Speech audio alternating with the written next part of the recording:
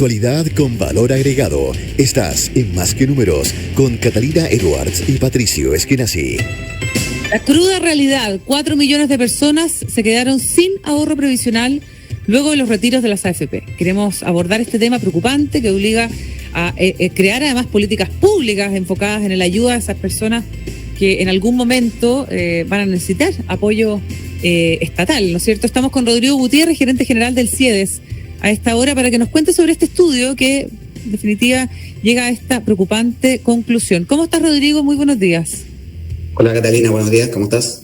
¿Qué tal? Muy bien, bueno, preocupada por este tema en realidad, porque 4 millones de personas es una cifra muy significativa que me gustaría que desglosáramos respecto de las edades, sexo, en fin. ¿Quiénes son estas 4 millones de personas que hoy día no tienen ahorros provisionales, Rodrigo?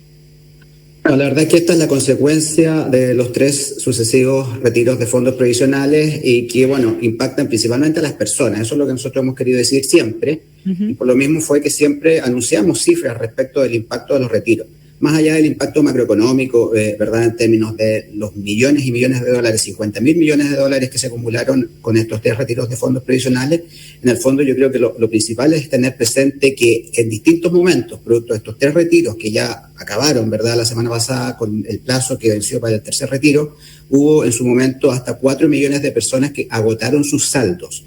Muchas de estas personas en algunos momentos posteriores a esos retiros, obviamente siguieron cotizando, pero igualmente hubo del orden de 2 millones de personas que quedaron sin saldo en sus cuentas, del orden de otras 2,7 millones de personas que quedaron con saldos inferiores a 1 millón, y por lo mismo es que de cara a un cuarto o un quinto retiro nosotros mencionamos de que podían ser del orden de más de 5.100.000 personas que quedaran sin saldos en sus cuentas, prácticamente un 45% de los afiliados al sistema, y por lo tanto un daño previsional enorme, es decir, muchas personas sin saldos, muchas personas con un 30% promedio de saldos en sus cuentas y por lo tanto también del orden de un 30% promedio de menores pensiones futuras.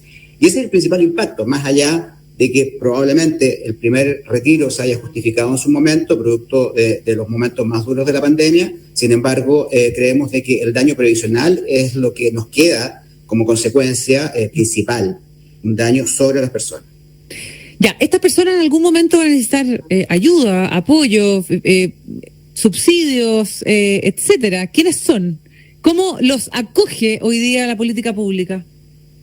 Bueno, nosotros también mencionamos de que producto de estos retiros, evidentemente, el componente autofinanciado de las pensiones iba a haber reducido y claro, por lo tanto muchas de estas personas eventualmente también apostaban a de que tendrían que recibir la ayuda del Estado a través del pilar solidario, y por lo mismo que los efectos de estos retiros no eran solo sobre las futuras pensiones de las personas, que insistimos que ese es el daño principal, sino que también hubo otros efectos desde el punto de vista del futuro gasto fiscal.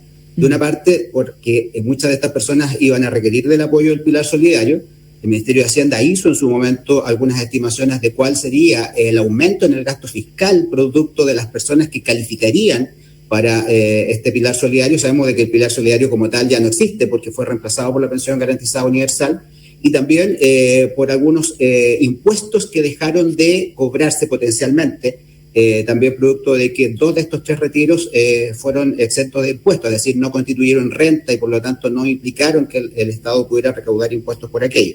Desde ese punto de vista, estimaciones de Hacienda o de la Dirección de Presupuesto el año pasado hablaron de que ese impacto fiscal podía ser del orden de hasta otros 20.000 millones de dólares. Esto, ¿a quién afectó principalmente? Afectó a las personas de más bajos saldos, que son los que quedaron sin saldos, pero también impactó principalmente a las mujeres y a los jóvenes. Uno podría decir, bueno, pero los jóvenes son justamente aquellos que tienen más tiempo para haber recuperado sus ahorros, pero también, bajo esa misma lógica, son aquellas personas que renunciaron a las rentabilidades que podrían haber obtenido también durante esos horizontes más largos de tiempo.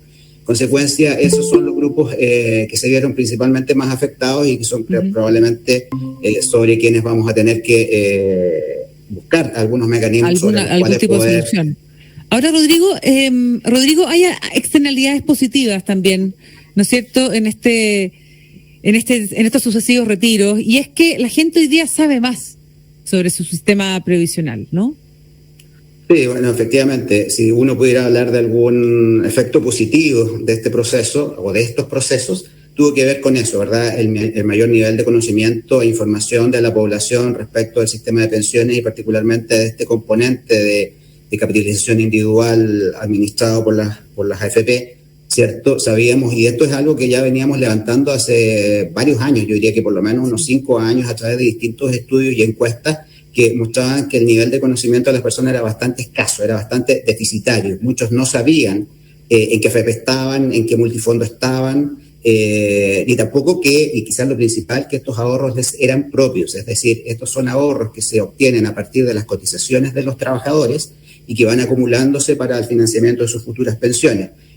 Muchos dudaban de que esos dineros estuvieran en algún lugar y bueno, y quizá un efecto positivo, como tú dices, tiene que ver con esto, con que las personas tomaron conocimiento de aquello y se disiparon cualquier duda respecto del mal uso de estos recursos. Hoy día las personas saben y yo creo que han adquirido un mayor valor, una mayor sensación de propiedad también respecto a los fondos, y cual también yo diría que es un debate que es un tema que se ha venido incorporando también con más fuerza en lo que es el debate constituyente.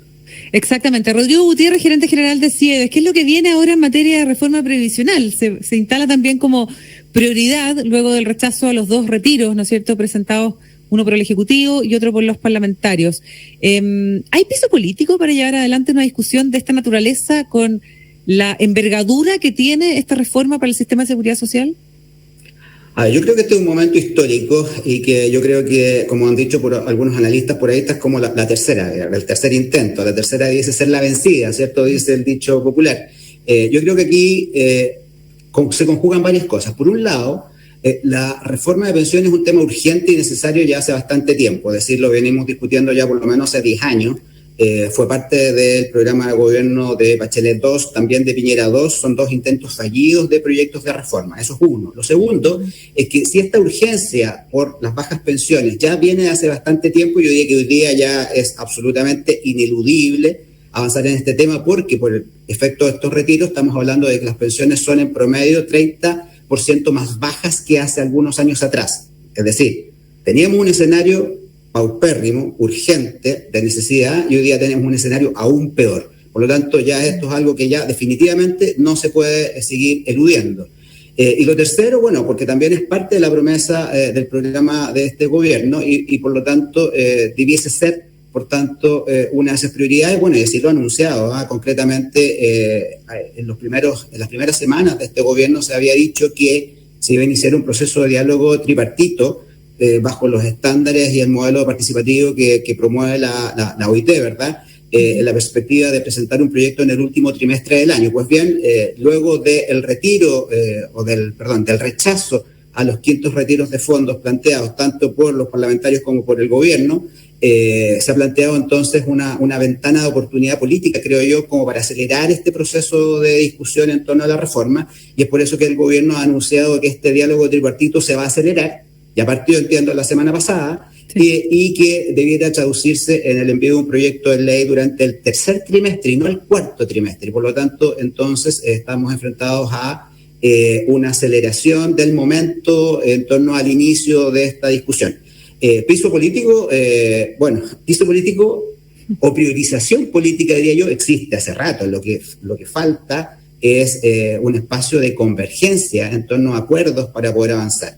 Y eso es lo que yo creo que está por verse, en el sentido de que, claro, estos diálogos tripartitos algo pueden ayudar, pero en definitiva, si no hay un acuerdo político en torno a cuáles son las medidas que en definitiva son las que podrán ser aprobadas políticamente en el Congreso, en un Congreso que está bastante más equilibrado, por ejemplo, que lo que nos muestra el escenario constituyente, yo creo que todavía abre algún grado de incertidumbre respecto de, cuál va a ser la estructura del nuevo sistema de pensiones que el gobierno quiere proponerle al país. Bien, Rodrigo Gutiérrez, muchas gracias por haber estado hoy día con nosotros con la presentación de este estudio que nos deja más que preocupados respecto del tema. Que te vaya muy bien, muy buenos días. Gracias, Catalina. Gracias a ti. Son las 9 de la mañana con 47 minutos.